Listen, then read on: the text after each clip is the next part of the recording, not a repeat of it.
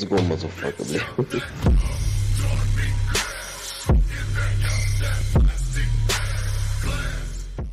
আসসালামু আলাইকুম ভিউয়ার্স, আশা করি সবাই ভালো আছেন।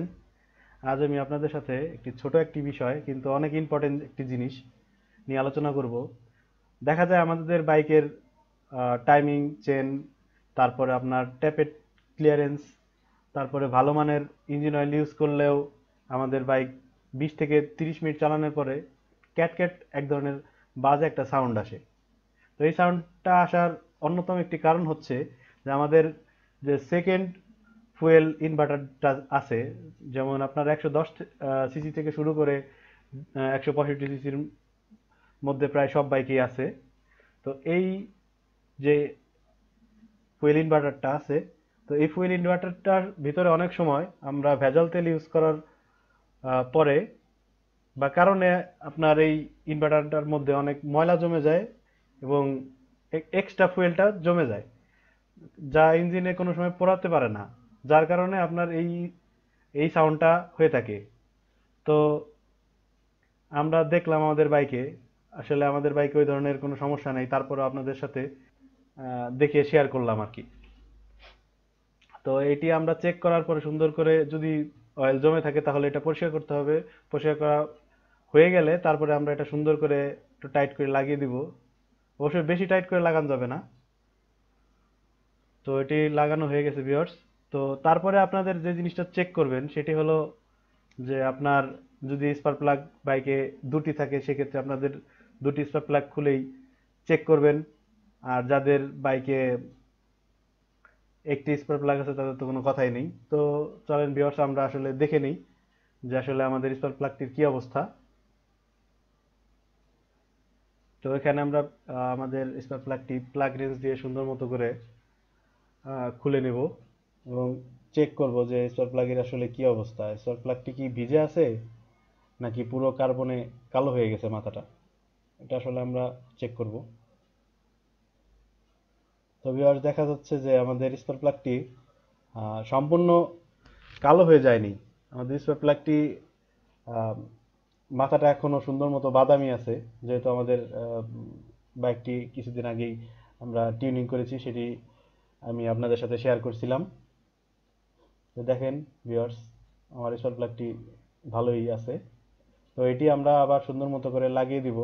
তবে একটা জিনিস মনে রাখবেন ভিউয়ার্স, যে স্পার্ক প্লাগটি লাগানোর সময় অতিরিক্ত টাইট দিবেন না। অতিরিক্ত টাইট দেওয়ার ফলে আমাদের এই ইঞ্জিনের যে গার্ডটি আছে, এই প্যাচটি কেটে যেতে পারে, সেক্ষেত্রে আপনাদের অনেক সমস্যা হতে পারে। তো দ্বিতীয় যে বিষয়টি সেটি হলো আপনার ডান পাশে যে সাইড কভারটি আছে এর নিচে আপনাদের যে এয়ার ফিল্টারটি থাকে সেটি খুলে আপনারা চেক করবেন। দেখেন ভিউয়ার্স, আমি আমার বাইকের এটি খুলে চেক করব আসলে কি অবস্থা হয়েছে। সেভাবে নাটগুলো সুন্দর মতো করে খুলে আমরা এয়ার ফিল্টারটি চেক করব। তবে মনে রাখবেন যে হাতে যেন কোনো ধরনের ময়লা না থাকে, যেহেতু আমাদের এয়ার এয়ার ফিল্টারটি আমরা পরিষ্কার করে হালকা একটু মবেল দিয়ে তারপরে এটি ইনস্টল করেছিলাম। তো সেক্ষেত্রে হাতের ময়লাটা আমাদের এয়ার ফিল্টারে লেগে যেতে পারে, সেক্ষেত্রে ইঞ্জিনের মধ্যে হয়তোবা কিছু পরিমাণ ময়লা যেতে পারে। তবে আরেকটি কথা মনে রাখবেন ভিউয়ার্স, এই যে বক্সটি আছে, অবশ্যই এই বক্সটি অন্তত বছরে একবার সুন্দর মতো করে পানি দিয়ে পরিষ্কার করে ক্লিন করবেন।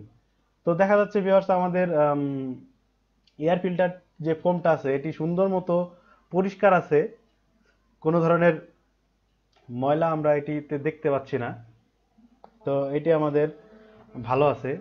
তারপর এটি চেক করার পর আমরা এই নাটগুলো সুন্দর মতো করে লাগিয়ে দিব এবং ওই সে একই কথা বলবো যে এই কোনো বাইকের যে নাটগুলো আছে যেগুলো আপনার মানে যেগুলো আপনার চাকার সাথে বা আপনার চেসিসের সাথে ইঞ্জিনের সাথে সম্পৃক্ত না, সেই নাটগুলো আপনারা বেশি জোরে টাইট দিতে যাবেন না। এক্ষেত্রে আপনাদের নাটের যেই প্যাচটি আছে সেটি কেটে যাবে আর এটি আপনাদের পেতে অনেক কষ্ট হবে। যেমন আমার এই নাটগুলো আমি পুরো সেট ধরে চেঞ্জ করছি কিন্তু আমার পেতে অনেক কষ্ট হয়েছে। আমি প্রতিটা নাট আমার আলাদা আলাদা করে খুঁজে বের করতে হয়েছে। তবে এভাবে আমরা চেক করার পরে সুন্দর মতো করে এবং আপনাদের আরেকটা সহজ উপায় যে আপনাদের আরপিএম ঠিক আছে কিনা, আপনাদের বাইকের কন্ডিশন কেমন, সেটা আপনারা মিটারের কাঁটা দেখে বুঝতে পারবেন যে আপনারা গত দিনে কততে আপনারা সেট করেছিলেন আরপিএম এর কাঁটাটি, সেই কাঁটাটি কি সেখানেই আছে নাকি ফল করছে না বেড়ে গেছে। তো সে এক্ষেত্রে দেখতে পাচ্ছেন যে আমাদের কাঁটাটি স্টেবল রয়েছে।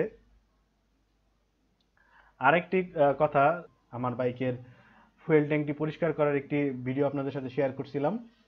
বর্ষার সময় বাইক অনেক সময় ধুতে গিয়ে ট্যাঙ্কির নিচে হাই স্পিডে পানি দেওয়াতে আপনাদের ট্যাঙ্কের নিচে হয়তো বা পানি লেগে মরিচা বা ওই টাইপের কিছু ধরতে পারে। তো সেক্ষেত্রে আমরা WD-40টা ট্যাঙ্কের নিচে আমরা প্রয়োগ করে রেখে দেবো, যাতে আহ, এই ধরনের প্রবলেমের মধ্যে আমাদের না পড়তে হয়। কারণ এই যে যে জায়গাটা ফুয়েল ট্যাঙ্কের নিচে আমাদের হাত কখনোই পৌঁছাবে না। আর পরিষ্কার করতে হলে পুরো ট্যাঙ্কটি খুলে আমাদের পরিষ্কার করতে হবে। তো সেই ক্ষেত্রে আম, এই WD-40টা দিলে হবে কি, আপনার ফুয়েল ট্যাঙ্কের যে ভিতরের সাইডটা ওখানে কখনো ধুলে ময়লা টয়লা বা মরিচা পড়বে না। তো ভালো থাকবেন ভিউয়ার্স, আসসালামু আলাইকুম, আল্লাহ হাফেজ।